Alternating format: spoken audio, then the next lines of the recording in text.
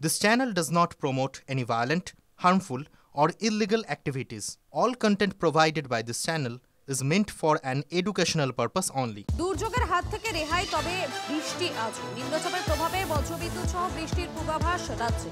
দক্ষিণবঙ্গ থেকে হয়ে বাংলাদেশের দিকে সরছে নিম্নচাপ। রবি, সোম, মঙ্গলবার বৃষ্টির সম্ভাবনা কম। কমলেশ রয়েছেন আমাদের প্রতিনিধি। কমলেশ, আবহাওয়া দপ্তর সূত্র মারফত আর কি জানতে পারছো? দেখো, যে নিম্নচাপ ঝাড়খণ্ড হয়ে বিহারের দিকে গিয়েছিল সেটা আমাদের দক্ষিণবঙ্গের যে উত্তর প্রান্ত অর্থাৎ মোটামুটি মালদা, বীরভূম, মুর্শিদাবাদ এই অঞ্চলটা হয়ে ক্রমশ বাংলাদেশের দিকে সরে যাচ্ছে। এখন যে বড় মেঘপুঞ্জটা সেটা বাংলাদেশ এবং উত্তর পূর্ব ভারতের দিকে সরছে, ফলে যে এক নাগাড়ে বৃষ্টি উত্তরবঙ্গে হয়েছে গত 24 থেকে 36 ঘন্টায়। যেমন জলপাইগুড়িতে 170 মিলিমিটার বৃষ্টি হয়েছে, মালদায় অতি ভারী বৃষ্টি হয়ে গিয়েছে, একদিনে 120 মিলিমিটার বৃষ্টি হয়েছে, দার্জিলিংও ভারী বৃষ্টি হয়েছে। সেই যে ইন্টেন্সিটি অর্থাৎ বৃষ্টির তীব্রতা সেটা এই এখন অনেকটাই কমে এসেছে এবং আগামী সময় বৃষ্টি আরো কমে আসবে। কিন্তু এই অর্থাৎ যে দুর্যোগ চলছিল সেই দুর্যোগের হাত থেকে আপাতত মুক্তি।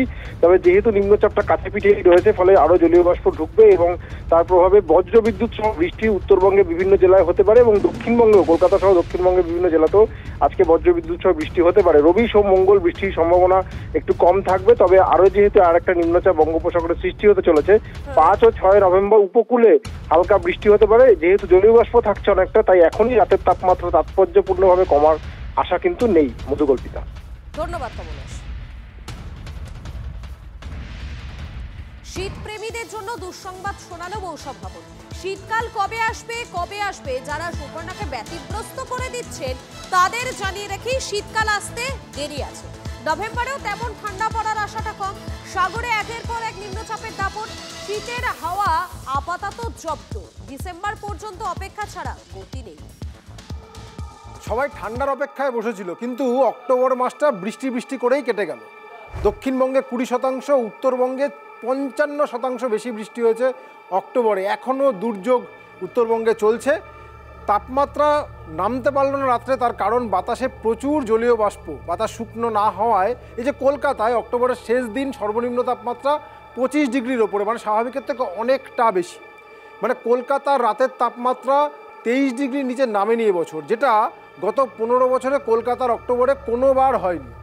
এবছর হলো। এই যে 2011, 2022-এ কলকাতার রাতের তাপমাত্রা অক্টোবরে 18-19 ডিগ্রিতেও নামতে দেখেছি। এবার নভেম্বরে কি হবে? শুরুতেই আবহাওয়া দপ্তর বলে দিল নভেম্বরেও ভালো ঠান্ডার আশা নেই। শীতের মরশুম ঠিক কেমন হবে, ডিসেম্বর, জানুয়ারি, ফেব্রুয়ারিতে তাপমাত্রা কেমন থাকবে, সেটা নভেম্বরের শেষে আবহাওয়া দপ্তর বলবে। আপাতত অক্টোবরের শেষে নভেম্বর কেমন যাবে তার একটা ইঙ্গিত মৌসুম ভবন দিয়েছে। এটা হচ্ছে গোটা দেশের মানচিত্র। এইখানে রঙগুলো আগে একটু চিনে নেওয়া যাক। লালের দিকে রং হচ্ছে স্বাভাবিকের থেকে বেশি, সবুজ যেখানে তাপমাত্রা রাতের তাপমাত্রা সর্বনিম্ন তাপমাত্রা স্বাভাবিক, আর নীল হচ্ছে স্বাভাবিকের থেকে কম।